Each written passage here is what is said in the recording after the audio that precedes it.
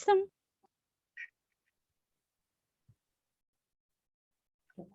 Bismillahirrahmanirrahim. Assalamualaikum warahmatullahi wabarakatuh. Waalaikumsalam warahmatullahi wabarakatuh.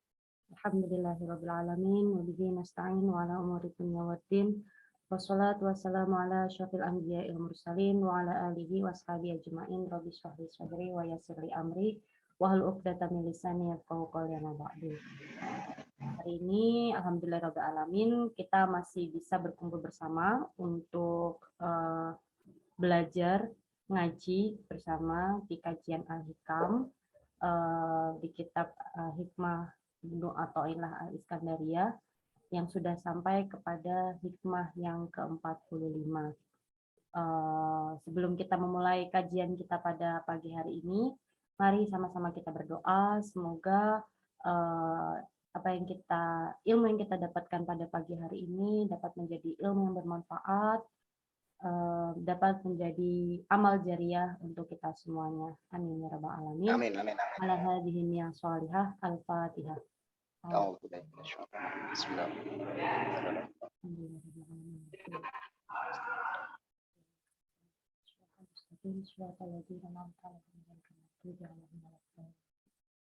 Amin ya rabbal alamin.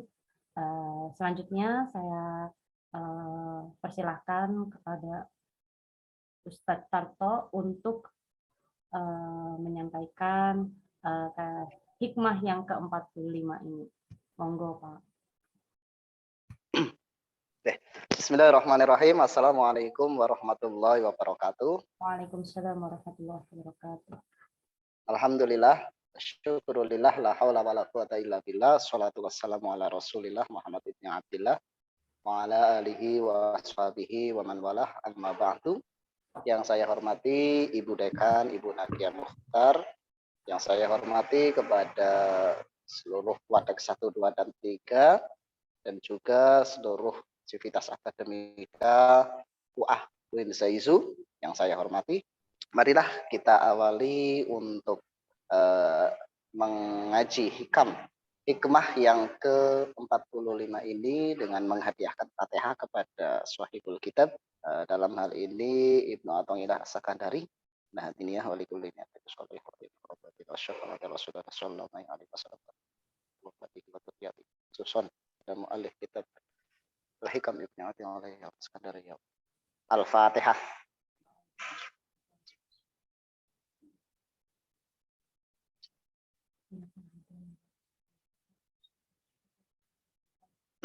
Oke. Bismillahirrahmanirrahim. Untuk hikmah al-khamisah wal arba'una. Hikmah ke-45. Maqalla amalun baruza min qalbin zahidin. Wala kathura amalun baruza min qalbin raghibin.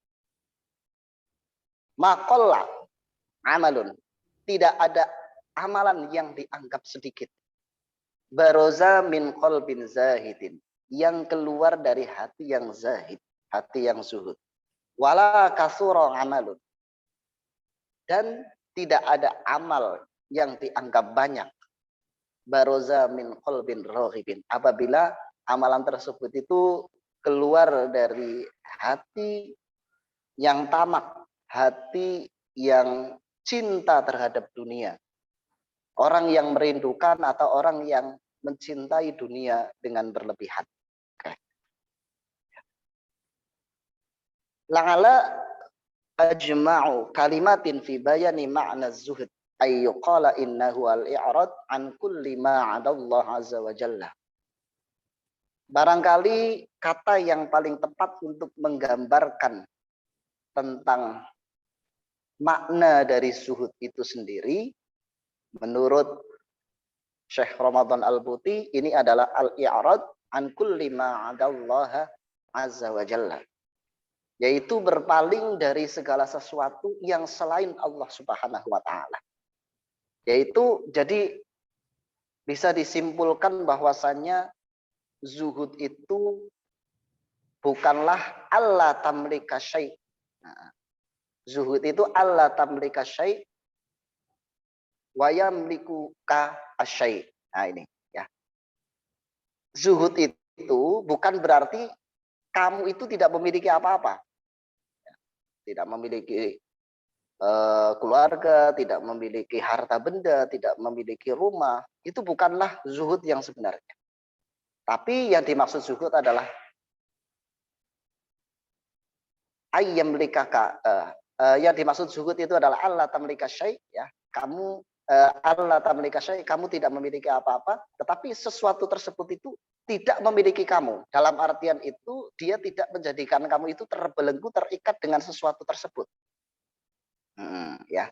Karena itulah bukanlah makna zuhud apabila kita itu tidak memiliki kekayaan, tidak memiliki pakaian yang indah ataupun segalanya. Bukan, ya.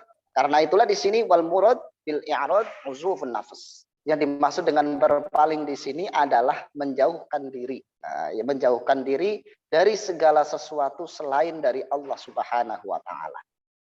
Dalam artian berarti adalah hati yang lebih mengutamakan Allah, tidak lebih mengutamakan kecintaan kepada dunia dan seisinya. Nah, ini, ya. Jadi baik min malin wajahin wa ahlin wa waladin wa syuhratin. Baik itu dari harta benda, pangkat, keluarga maupun anak dan juga ketenaran. Nah, ini. Jadi kita bukanlah zuhud itu tadi yang seperti saya terangkan di awal, bahwasanya kita tidak memiliki apa-apa, tidak memiliki harta, tidak memiliki pangkat, tetapi kita bermuamalah itu dengan semuanya itu sesuai dengan kadarnya, dan semuanya itu dikaitkan dengan Allah Subhanahu wa taala, ya. Dikaitkan dengan Allah Subhanahu wa taala. Nah, ini, maka ini yang dinamakan dengan zuhud hakiki. Nah, ya. Fatilka hiya al-hal allati wasafaha al-Haris radhiyallahu anhu fi nafsihi li Rasulillah sallallahu alaihi wasallam indama qala lahu araftu nafsi 'anid dunya wa dunya kullu ma siwallah mimma syaghala 'anillah. Ya. Dan ini sifat zuhud yang seperti ini, inilah yang disifati atau yang disampaikan oleh sahabat Haris radhiyallahu anhu kepada baginda Rasul Muhammad SAW ketika dia mengatakan azaftu nafsi 'anid dunya. Saya menjauhkan nafsuku atau diriku dari dunia. Maksudnya apa? Saya menjauhkan dari selain Allah, yang menyibukkan diriku dari selain Allah Subhanahu wa taala. Nah, ini. Wa uzufun nafsi 'ani syai' la yastalzimu al-ibti'ad anhu. Manafdul yad minhu.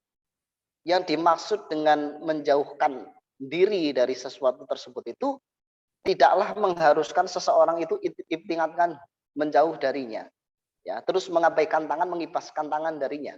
Bukan seperti itu. Di sini Syekh Ramadan Al-Buti memberikan pendekatan bahwasanya fal mundil, ya, tisu, ya, yang mana kita membersihkan kotoran itu dengannya. Ya, maka kita berinteraksi dengan tisu tersebut itu tanpa ragu itu hanya untuk sekedarnya saja, untuk membersihkan kotoran yang ada. Tapi ketika kita butuh, ya kita mengambil tisu tersebut. Tetapi kita tidak menjadikan tisu itu sebagai sesuatu yang utama seperti itu. Maka begitulah keadaan seorang mukmin, ya. Tabtaghi an makanil hubbi wal ihtimam min nafsihi walakinnahu yadhillu yastakhdimuha fi ma qadallah an tastakhdima fihi. Ya. Jadi kita menjauhkan kecintaan dan prioritas kita terhadap dunia. Tetapi kita tetap menggunakan dunia tersebut sesuai dengan bima qadallahu ta'ala. Ya, sesuai dengan qadanya Allah Subhanahu wa taala. Ya. Kita berinteraksi, kita bermulazamah, kita ada di dunia ini, punya motor, punya mobil, punya jabatan, itu sesuai dengan kadar yang memang sudah ditentukan oleh Allah Subhanahu wa taala. Yang terpenting kita ketika melakukan suatu perbuatan tersebut, kita meyakini bahwasanya urusan dunia itu sudah ada yang menjatahnya. Allah sudah menjatah. Nah, seperti itu. Jadi ketika kita melakukan suatu amalan itu adalah hanya karena Allah Subhanahu wa taala. Dan amalan tersebut, ya, walaupun itu sedikit, ya, itu tidak akan dianggap sedikit jika keluar dari hati yang memang zahid. Nah, ini ya. Jadi yang dimaksud dengan zuhud itu apa? Fahadha huwa zahid. Wa kadzalika yakunu al-insana zahid. Wa ala hadzal ma'na rabba Rasulullah sallallahu alaihi wasallam ashabahu an takuna afidatuhum mutahhiratan min hubbid dunya bi kulli madhahiriha al-mutanawwi'ah. Ya. Ini adalah maksud dari zuhud yang diajarkan oleh baginda Rasul, pendidikan yang diberikan oleh baginda Rasul kepada sahabatnya, yaitu fuad mereka itu selalu dibersihkan itu dari kecintaan terhadap dunia dan dengan beraneka ragam warna keindahan yang ada di dalamnya. Karena itulah kita melihat bahwasanya di situ kita melihat sahabat Utsman ibnu Affan kaya tetapi dia zuhud. Abdurrahman bin Auf kaya dia zuhud. Sahabat Zubair juga kaya dia zuhud, seperti itu. Sehingga apa?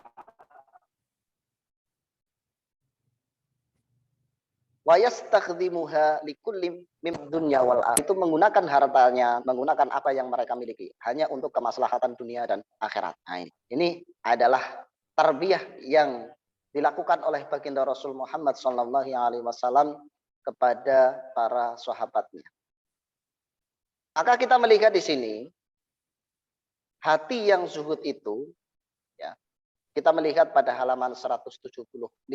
Fa idza aqbala hadza az-zahid ila Allah bi ibadatin aw ta'atin ma fa innaha mahma kanat qalilatan wa saghiratan la tartafi'u ila Allah illa wa hiya katsira wa kabira. Inna raqnatani yarqamuha hadza alladhi safa qalbuhu minal inshighal bima siwallahi. Nah, ini ya.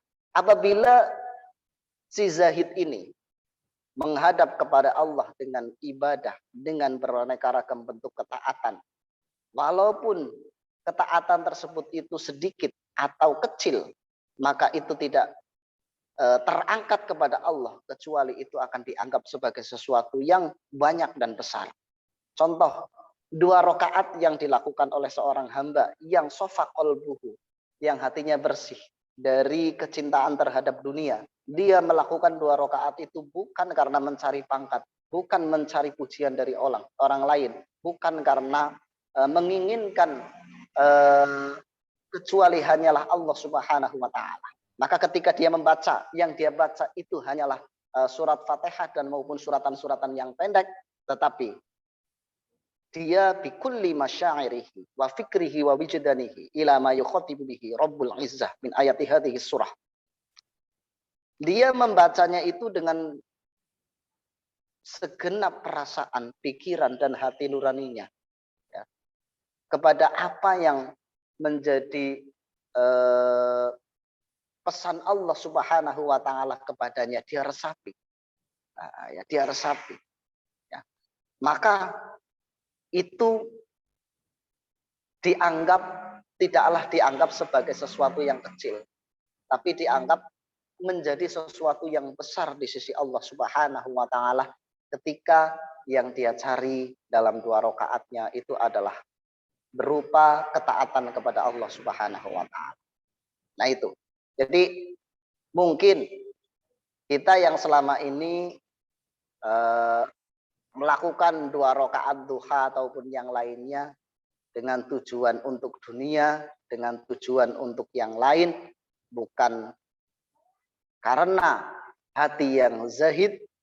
Nah, maka dengan adanya hikmah yang ke-45 ini, mudah-mudahan kita bisa lebih naik level lagi dalam niat kita, ya, dalam niat kita.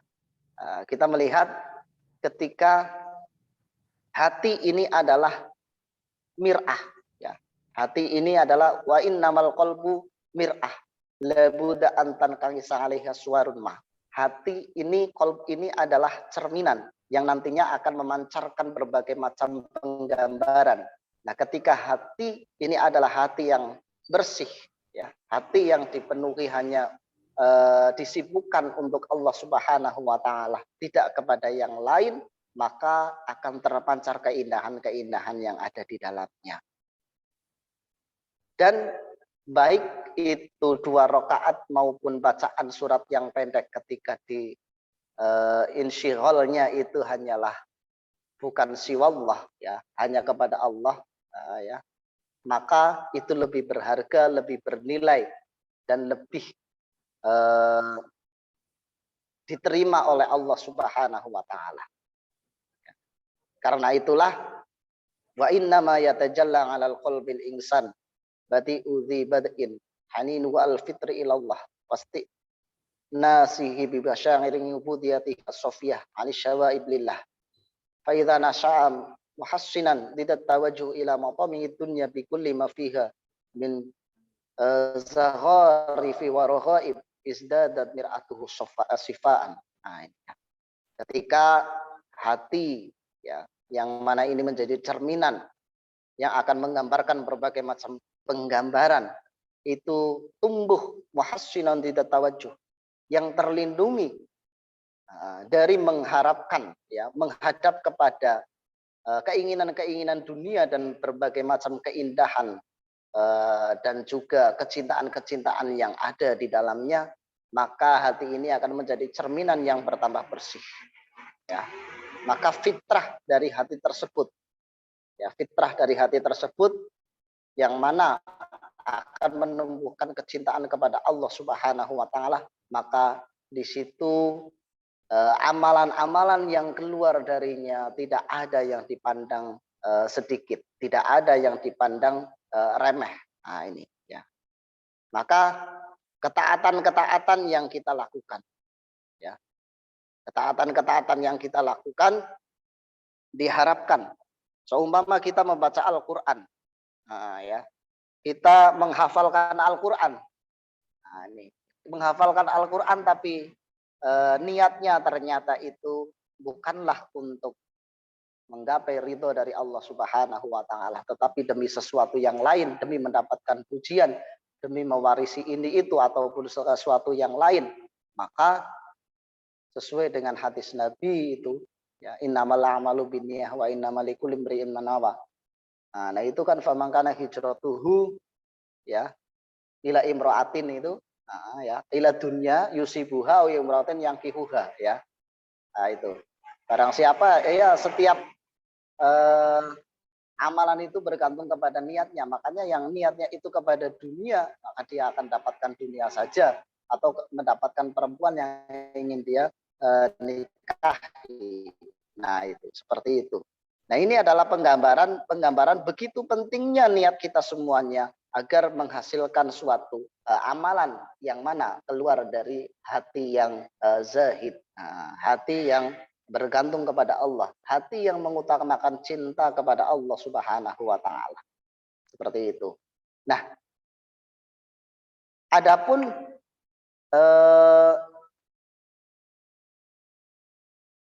selanjutnya, ya, yang selanjutnya di situ wala kasura ngamalun baruza bin qalbin rohibin. Nah, selanjutnya ini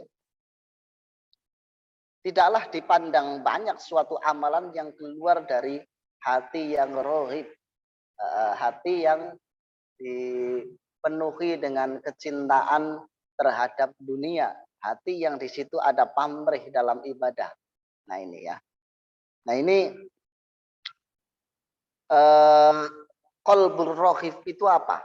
Nah, ini ala haddi ta'biri Ibnu Athaillah fa huwa dzaka alladzi istahwat wa ad-dunya fathaqala min dzalika ilal ardi, yaitu hati yang tergoda dengan dunia, hati yang lebih berat, ya, terhadap kecintaannya itu terhadap dunia dan seisinya daripada kepada Allah Subhanahu wa taala. Hati yang lebih mengutamakan kepada hubbus syahawat dan wal ahwa wa ta'alluq bil mali wa jam'ihi, yaitu hati yang lebih mencintai kecintaan hawa nafsu dan ketergantungan, ya, gumantung, ketergantungan terhadap harta benda dan suka mengumpulkan, suka menumpuk harta tersebut. Nah, ini, ya, wa tuhibbunal mala hubban jamma. Nah, ini, ya, suka dengan mencari pangkat, derajat dan keindahan-keindahan dunia, ya. Dalam artian di sini yang seperti saya katakan tadi itu Nah, ya, yang saya katakan tadi itu eh, tanpa di situ ada pamrih. Di situ ada pamrih. Adapun untuk unsur ininya, dalam artian jangan ditentangkan dengan unsur agar kita itu tidak mau berusaha untuk mendapatkan. Nah itu, ya. Tadi saya katakan bahwasanya untuk urusan dunia semuanya itu sudah diatur oleh Allah Subhanahu wa taala. Kita hanya perlu bergerak, kita hanya perlu maju sesuai dengan mekanisme yang sudah Allah Subhanahu wa taala tentukan kepada kita semuanya. Tetapi ya, kita di sini ya itu harus kolbun zahid, bukan kolbun rohib. Ya, maka kita harus membedakan ini ya. Kalau kolbun rohib itu gimana? Ya, kalau di sini wasahibu hadzal qalbi la buda ay yakhdu'a li sultanihi wa yataharraku tahta qiyadatihi wa yakidu wa yat'abu wa yadhhabu wa yaji'u wa yunshiru laylan wa naharan fi sabili tahsili ma yahwu ilaihi al-fuad wa fi sabili tahqiqil ahlam alladhi yadillu yansijuha li nafsihi fa idza tahaqqaqat min syarafa ilaiha al-qalbu mubtahijan wa mumtashiyan biha wal mutaqalliban fi sukrihi biha wa illam tatahaqqaq aw tahaqqaqa minha al-ba'du duna al-akhar ittaraba al-qalbu wa waqa'a min jira'i dzalika fi hammin wasifin. Nah ini ya. Orang yang memiliki hati yang rohib, yang cinta kepada dunia, bukan yang zahid tadi, maka dia akan tunduk, lebih tunduk kepada dunia. Bergerak itu hanya untuk dunia. Ya, dia bekerja siang malam adalah hanya untuk menghasilkan apa-apa yang menjadi kecintaan dunianya. Ya, apabila impian yang dia cari itu terrealisasi, ya, bukan karena kepada Allah, nah, ya, maka dia bisa menjadi mutaqalliban fi sukrihi. Dia tenggelam dalam kemabukan dunia tersebut, sehingga nanti menjadikan dia itu bisa menjadi pribadi yang menghalalkan segala cara tanpa bergantung kepada Allah Subhanahu wa taala atau tanpa mengindahkan hukum-hukum dari Allah. Tetapi apabila tidak terrealisasi impian-impian yang dia inginkan, maka yang ada adalah ittaraba al-qalbu wa waqa'a fi min jira'i dzalika fi hammin. Hatinya akan tergoncang, cepat putus asa dan cepat gelisah dan dia akan cepat jatuh ke dalam hammin, kesusahan, kesedihan yang mendalam. Nah ini ya. Karena itulah kalau kita melihat kepada ayat Al-Quran di sini digambarkan. Ya. Famathaluhu kamathalil kalbi in tahmil alaihi yalhas aw tatrukuhu yalhas. Ya. Ini Quran surat Al-A'raf ini sebenarnya kan hanya potongan dari pertengahan ayat ya. Itu kan watlu alaihim naba'alladzi atainahu ayatina fansalakha minha fa'atba'ahu asyaitanu fakana minal ghawin walau syi'na la rafa'nahu biha walakinnahu akhlada ilal ardi wattaba'a hawah famathaluhu kamathalil kalbi in tahmil alaihi yalhas aw tatrukhu yalhas. Kalau kita melihat kepada penafsiran ayat ini, watlu alaihim naba'alladzi atainahu ayatina, bacakanlah kepada mereka orang-orang yang telah kami berikan Alkitab. Ini adalah ada seorang ya, seorang yang belajar Alkitab Taurat dalam hal ini adalah ini dari golongan Bani Israel yang Allah berikan padanya pengetahuan tentang Alkitab. Kemudian dia diperintahkan untuk berdakwah pada suatu negeri, ya. Berdakwah pada suatu negeri. Kemudian dia tergelincir dengan godaan setan yang mana raja di daerah tersebut itu mengiming-imingi, kalau kamu berhenti berdakwah, saya ambil kamu jadi menantu, saya nikahkan kamu dengan anak saya, seperti itu. Nah ini ya, fa'atsba'ahu syaitanu fakana minal ghawin, ya, fakana minal ghawin. Dia termasuk orang-orang yang terbujuk dengan rayuan dunia, keindahan dunia dan seisinya. Padahal kalau dengan Alkitab, dengan ilmu yang telah Allah berikan, walau syi'na la rafa'nahu biha. Kalau kami kehendaki akan kami angkat derajat dia kepada derajat yang lebih tinggi. Walakinnahu akhlada ilal ardh, tetapi dia itu lebih condong kepada dunia. Wattaba'a hawah, dan dia lebih mengikuti hawa nafsunya, seperti itu. Maka perumpamaan orang yang seperti itu, di sini famasaluhu kamasalil kalbi. Perumpamaan baginya adalah bagaikan baung. Ing tahmil alaihi yalhas. Bila engkau mengusirnya, dia akan menjulurkan lidahnya. Autat rubhu yalhas. Dan engkau biarkan, enggak kamu usir, dia juga akan tetap menjulurkan lidahnya. Seperti itu. Ini adalah perumpamaan kepada qalbun rohib. Qalbun rohib. Ya.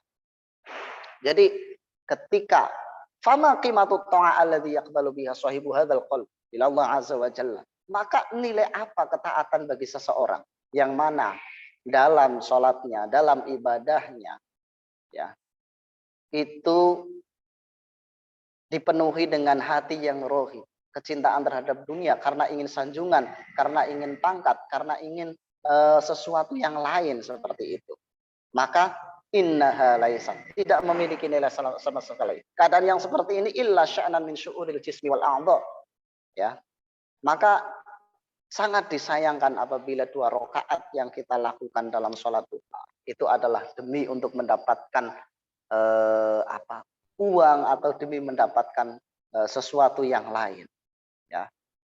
Ketika seseorang itu qalbun zahid, maka dia akan menjadikan 2 rakaat yang dia lakukan itu adalah sebagai bentuk ketaatan karena memang Allah dan Rasulnya itu memerintahkan dan mencontohkan kepada umat baginda Rasul Muhammad untuk melaksanakan hal-hal tersebut. Maka di situ yang timbul nanti adalah ketika yang timbul itu adalah cinta, maka di situ sesuai dengan hadis qudsi yang Allah Subhanahu wa taala itu sampaikan kepada Rasul. Tidak ada sesuatu yang lebih Allah cintai dari seorang hamba yang mendekatkan diri kepadanya itu dengan kesunahan. Sebagaimana di situ idza taqarraba alayya. Ini ya. Biasanya itu zira'an taqarrabu ilaihi bla bla bla bla, hadisnya seperti itu. Saya kurang hafal secara spesifik, tapi apabila seorang hamba itu mendekat kepadaku dengan satu apa ini sekilan kayak gitu, maka Allah satu hasta. Ketika dia itu dengan mendekat dengan cara itu berjalan, maka Allah akan mendekat dengan cara berlari seperti itu. Nah, maka ketika seperti itu, amalan sedikit pun akan bernilai banyak di sisi Allah Subhanahu wa taala. Nah, itu penggambaran dari hikmah ke-45 yang tadi maqallang amalan baroza min qalbin zahidin. Ya, bahwasanya tidaklah dianggap sedikit amalan yang keluar dari hati yang zahid. Tadi sudah saya katakan bahwasanya hati yang zahid itu bukanlah hati yang dalam artian itu menghindar dari dunia, tidak memiliki sesuatu apapun. Tapi hati yang zahid itu adalah hati yang mana sesuatu tersebut itu tidak menguasai diri kamu. Kamu tidak dikuasai olehnya. Ya.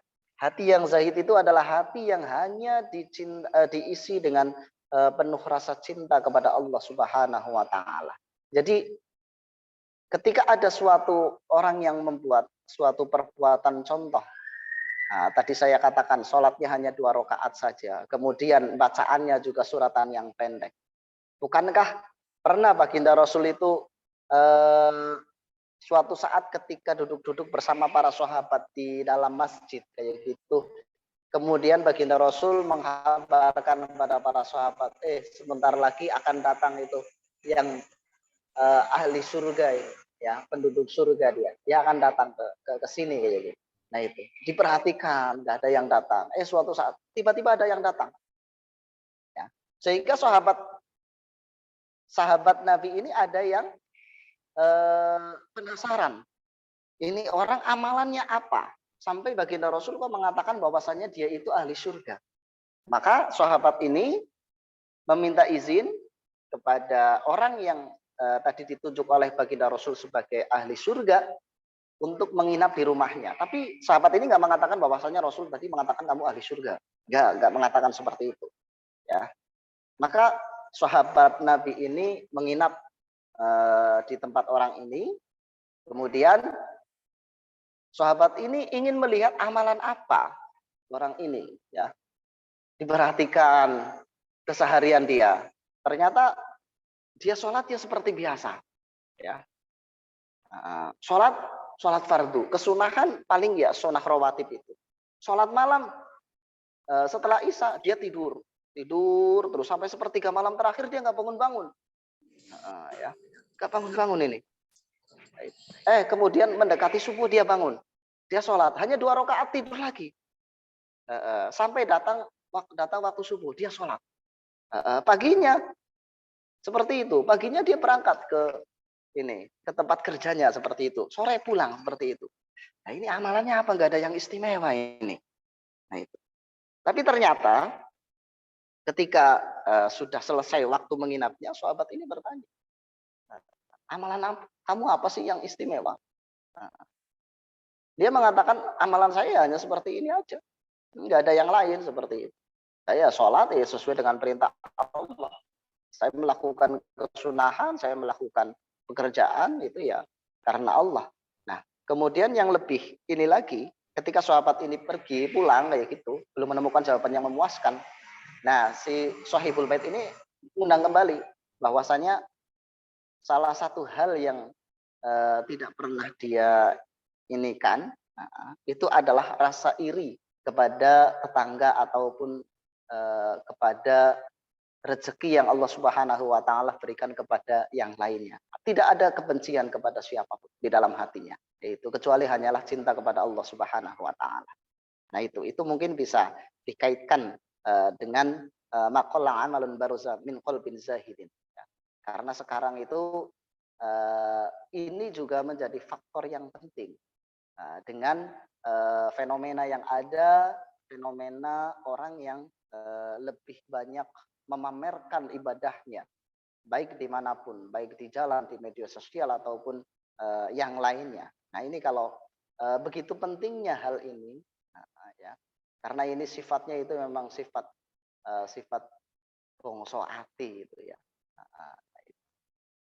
Oke, itu yang bisa saya terjemahkan dari apa yang saya baca itu ya. Saya terjemahkan dari apa yang saya baca. Oke, saya kembalikan kepada Mbak Waha. Terima kasih Ustadz Tarto yang sudah mencoba untuk memberikan berupa ilmu ya di kajian Al-Hikam ini. Mungkin yang tadi di awal-awal berbicara tentang zuhud, di sini mungkin saya awali dulu bukan bertanya, tapi saya hanya tiba-tiba terpikir gitu. Zuhud itu kan seringkali kalau orang-orang itu menganggapnya kan dikatakan zuhud itu adalah tarkut dunia. Nah, diartikan tarkut dunia di sini itu adalah ya mereka meninggalkan dunia, jadi diartikan sebagai tidak ada harta, tidak memiliki harta apapun. Tapi setelah saya melihat di sini, kunci menjadi zuhud itu pertama ya harus kaya dulu ya. Karena kalau nggak punya apa-apa, pasti yang dia pikirkan itu bagaimana cara mendapat itu agar bisa bertahan hidup. Ketika dia sudah menjadi kaya, kayak tadi ada beberapa sahabat yang memang kaya, akhirnya kemudian bisa sampai kepada zuhud ini. Nah, di sini saya lihat, oh berarti memang kalau ingin zuhud, kunci pertamanya itu harus kaya dulu, karena dia sudah memiliki segalanya. Segalanya yang dia pikirkan sekarang adalah tinggal bagaimana bisa sampai kepada Allah Subhanahu wa taala itu. Tapi ya kalau baik lagi ketika sudah kaya, namanya manusia kebanyakan lagi masih tidak puas dengan apa yang dia dapatkan. Jadi serba salah seperti itu. Mungkin yang tadi sempat terbesit setelah mendengar kajian ini begitu, Pak. Oke.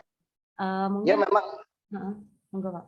Ya memang mungkin selama ini kalau kita menggambarkan bahwasanya zuhud itu bagaikan biksu yang meninggalkan anak istri kekayaan atau seperti Siddhartha Gautama, itu dalam pandangan yang seperti itu otomatis kurang tepat ketika dikaitkan dengan hikmah ini kan Mbak. Selama ini kan kita memahaminya mungkin zuhud itu seperti itu. Tapi ternyata dengan melihat fenomena beberapa sahabat, bahkan banyak sahabat kan, sampai sekarang saja Utsman bin Affan itu, ya Utsman bin Affan itu kekayaannya sampai sekarang aja masih memberikan manfaat kepada orang-orang muslim kan. Nah itu eh, yang terpenting kalau dalam posisi hikmah Ibnu Athaillah ini, seseorang itu nanti bahwasanya dia meyakini bahwasanya untuk urusan dunia semuanya itu sudah memiliki porsinya masing-masing. Semuanya itu sudah memiliki bagiannya masing-masing. Seperti itu. Sehingga ketika Allah takdirkan dia menjadi kaya, itu dia tidak akan terbuai dengan kekayaan yang dia miliki. Begitupun ketika Allah Subhanahu wa taala takdirkan dia tidak memiliki apa-apa.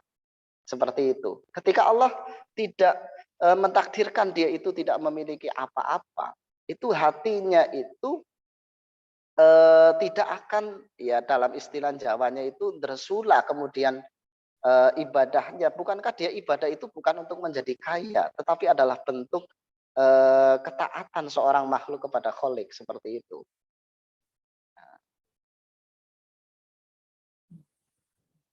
Itu Mbak. Iya Pak, mungkin di sini ada tiga peserta kajian, ada Mbak Alfa, Pak Ismail. Melu. Mungkin Pak Ismail mungkin ingin menanggapi sesuatu, kita sharing diskusi bareng di sini. Ya, zuhud ya, Mbak, zuhud gitu. Baik, kalau misalnya gini, ketika kita berbicara zuhud, tadi kan ada yang mengatakan bahwa zuhud ya benar-benar ya kayak biksu itulah. Kemudian di hikmah ini ada zuhud yang memang di situ harus kayak dulu.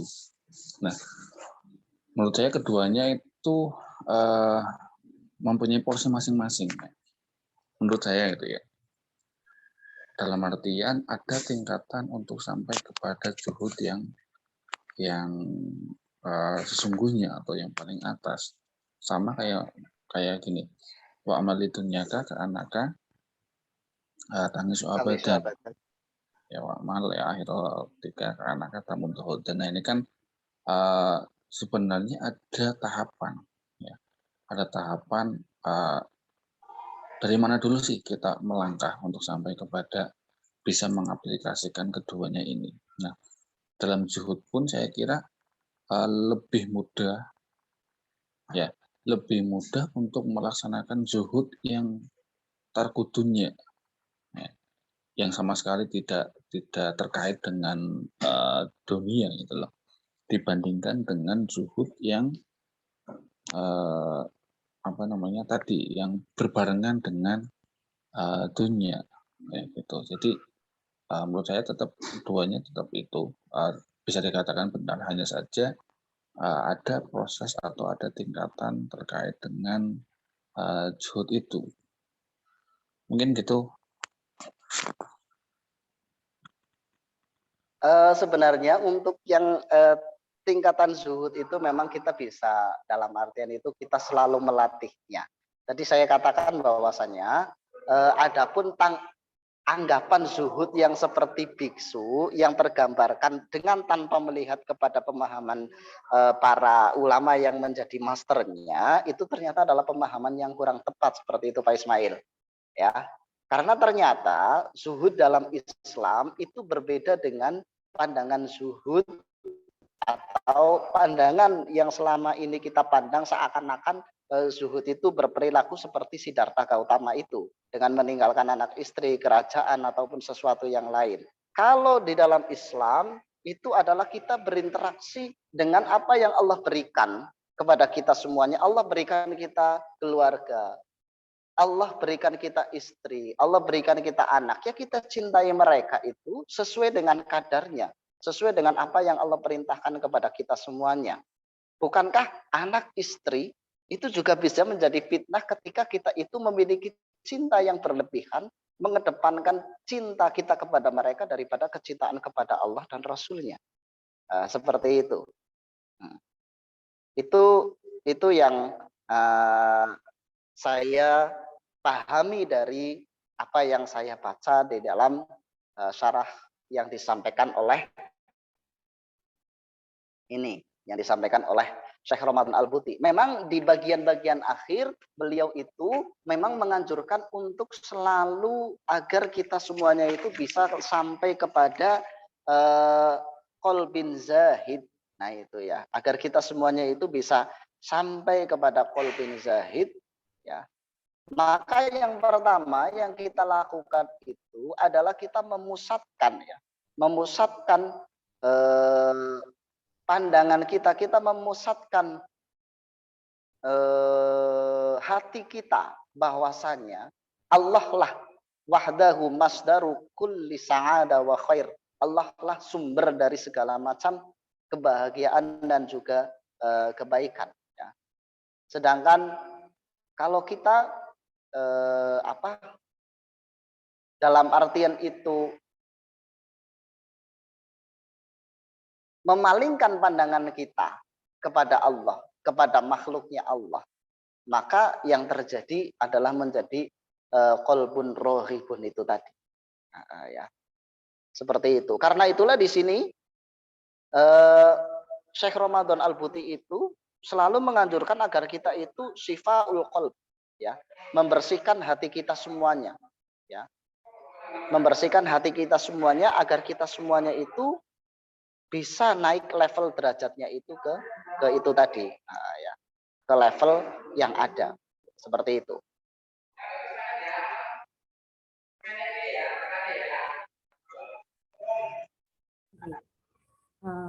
Mungkin Mbak Leli mau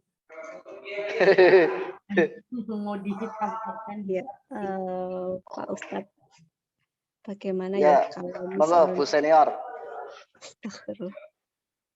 Maksudnya di kala kesibukan kita di rumah ataupun di kantor itu bisa menghadirkan Allah bahwa saya ini bekerja atau mengurus rumah tangga itu karena Allah. Itu tahapannya bagaimana biar kita selalu bisa menghadirkan hati kita bahwa ini semata-mata karena Allah. Caranya bagaimana? Terima kasih. Ya memang kalau tingkatan level-levelnya seperti saya pribadi itu emang sulit ya. Ya kadang ya gegetan, kadang yang tersula, kadang ya ini seperti itu. Nah karena itulah ya memang untuk memupuk kesadaran ke situ itu memang butuh latihan ya, butuh latihan. Nah ini. Tapi bagaimana untuk melatih hati yang memang nantinya itu bisa kepada level tersebut, ya memang salah satu yang harus kita ini kan adalah dengan banyak mendekatkan diri kepada Allah Subhanahu wa taala, itu otomatis yang menjadi pegangan bagi kita semuanya, dan juga belajar dan terus belajar. Salah satunya momen seperti ini adalah momen untuk saling berbagi, saling membuka wawasan agar semakin bertambah luas pandangan kita semuanya tentang hakikat kehidupan itu sendiri. Ya, selain juga ya banyak sharing kepada orang-orang yang memang sudah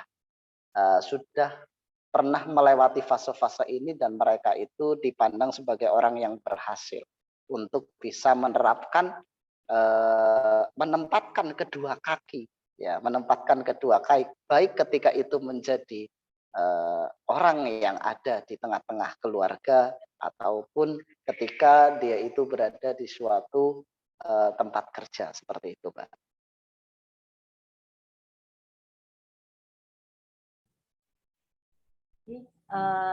Sudah melihat waktu sudah menginjak di jam 9.